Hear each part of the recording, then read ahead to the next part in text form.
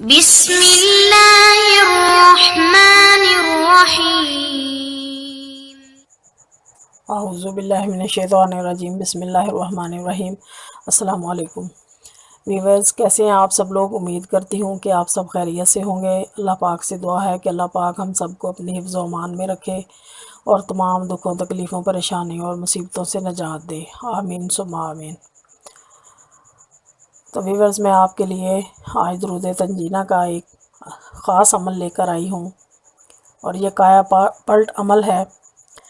یہ ایک ایسا عمل ہے کہ کوئی بھی کسی قسم کی مشکل ہو، کیسی بھی مشکل حاجت ہو، کیسا بھی رکا ہوا کام ہو، تو اللہ تعالیٰ کے فضل و کرم سے وہ کام بآسانی حل ہو جاتا ہے۔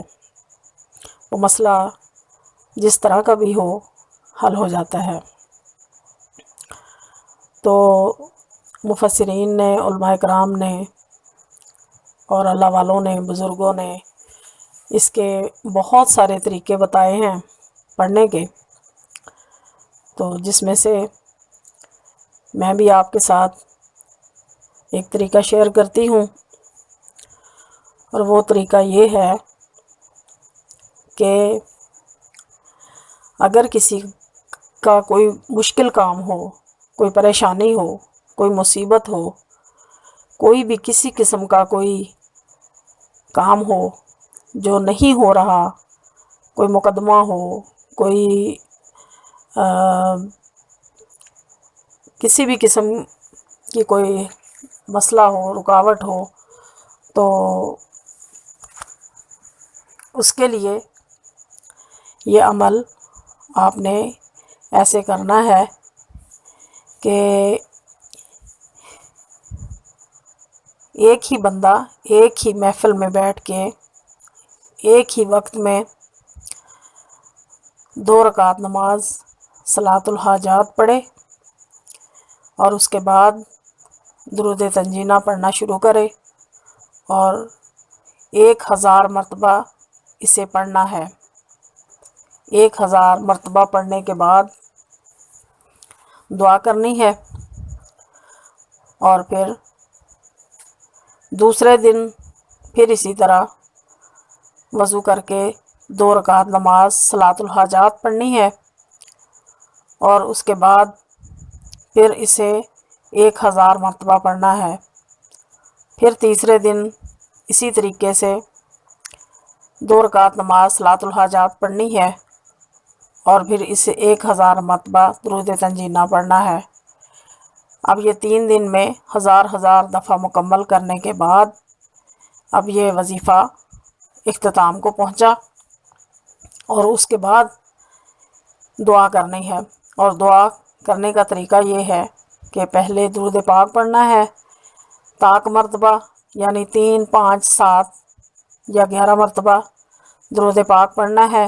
اس کے بعد سورہ فاتحہ پڑھنی ہے، آیت الکرسی پڑھنی ہے، یعنی کہ ایسی آیات، ایسی کوئی صورت جس میں اللہ پاک کی تعریف بیان کی گئی ہو۔ تو یہ پڑھنے کے بعد پھر گڑ گڑا کے خشوع اور خضوع کے ساتھ اللہ تعالیٰ سے رو کر دعا مانگنی ہے۔ جس کسی کا کوئی بھی مشکل، کوئی مسئلہ، کوئی چاہے وہ مقدمے کا ہو، شادی میں رکاوٹ ہو، یا کوئی گھر میں مریض ہو، یا کوئی جان کندن کی پریشانی میں ہو، یا کوئی کسی وبائی امراض میں مبتلا ہو، یا کوئی کسی قسم کی پریشانی میں مبتلا ہو، چھوٹی یا بڑی پریشانی میں، تو انشاءاللہ العزیز اس پریشانی سے، اس مشکل سے، مصیبت سے اللہ پاک اسے نکال لے گا۔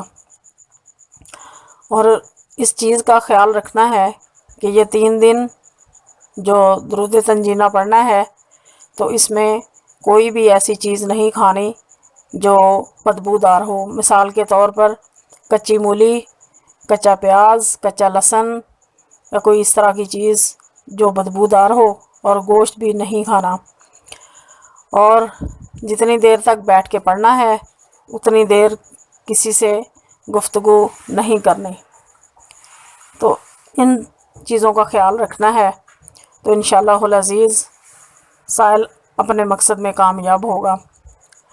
دوسرا طریقہ اس کا یہ ہے، اگر کوئی مریض اس طرح کا ہو کہ اسے ڈاکٹروں نے جواب دے دیا ہو، لا علاج ہو اور کومے میں چلا گیا ہو، یا نزا کی حالت میں ہو، یا اتنی حالت اس کی خراب ہو کہ اس کے دوبارہ زندگی کی طرف لوٹنے کے امکانات نظر نہ آتے ہوں، تو اس کے لیے چاہیے کہ درود تنجینہ شروع کریں، اور اس کا شروع کرنے کا وقت، پڑھنے کا وقت جو ہے وہ عصر کی نماز پڑھنے کے بعد ہونا چاہیے۔ عصر کی نماز کے بعد پڑھنے کے لیے بیٹھیں تو اسے 70 مرتبہ روزانہ پڑھیں۔ اول آخر درود شریف پڑھنا ہے، درود ابراہیمی 70 مرتبہ پڑھنے کے بعد دعا مانگنی ہے، اور تھوڑا سا پانی کسی برتن میں رکھ لینا ہے، شیشے کے گلاس میں یا شیشے کی بوتل میں یا کپ میں رکھ لینا ہے، اور بعد میں اس میں پھونک مارنی ہے۔ اسی طرح 70 مرتبہ روزانہ عصر کی نماز کے بعد اسے پڑھنا ہے۔ پڑھنے کے بعد پھر دعا کرنی ہے اور اس پانی پر دم کرنا ہے، اور ایسے مریض کو پلانا ہے کہ جس کا مرض لا علاج ہو، یا وہ کومے میں ہو، یا وہ نزا کی حالت میں ہو، یا اسے کسی بھی دوائی سے افاقہ نہ ہوتا ہو۔ تو اسی طرح پڑھتے پڑھتے اسے 41 دن لگاتار پڑھنا ہے، بلا ناغہ، کوئی ناغہ نہیں کرنا، اور 41 دن اسے بلا ناغہ کرنا ہے۔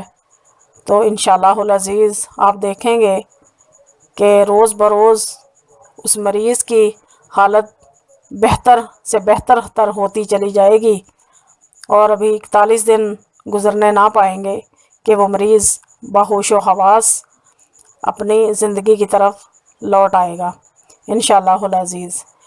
یہ آزمودہ عمل ہے، اور یہ کایا پلٹ عمل ہے، جو کہ ہمارے اپنے ساتھ پیش ہونے والے بہت سے معاملات میں ہم نے اسے آزمایا ہے۔ تو ایسے مریض بھی میں نے دیکھے ہیں جن پر ہم نے یہ کیا ہے کہ جو بالکل کومے کی حالت میں تھے، اور ان کا زندگی کی طرف لوٹنے کا کوئی امید باقی نہ تھی۔ تو انشاءاللہ العزیز آپ یہ ضرور کریں، تو انشاءاللہ آپ اپنے مقصد میں کامیاب ہوں گے۔ تو میری ویڈیو کو لائک اور شیئر ضرور کریں، اور چینل کو سبسکرائب کریں، اور بیل آئیکن کو بھی پریس کریں تاکہ میری ہر آنے والی نئی ویڈیو آپ تک پہنچتی رہے۔ اور جو میں نے صلاۃ الحاجات کے نفل پڑھنے کے لیے بتایا ہے، تو صلاۃ الحاجات کے نوافل پڑھنے کا طریقہ میں نے ڈسکرپشن میں اس ویڈیو کا لنک دے دیا ہے، تو آپ میرے اس چینل پر اس لنک پر جا کر آپ یہ طریقہ دیکھ سکتے ہیں کہ صلاۃ الحاجات کس طریقے سے پڑھی جاتی ہے۔ تو ملتے ہیں ایک نئی ویڈیو کے ساتھ، تب تک کے لیے اجازت دیجیے۔ اللہ حافظ، فی امان اللہ۔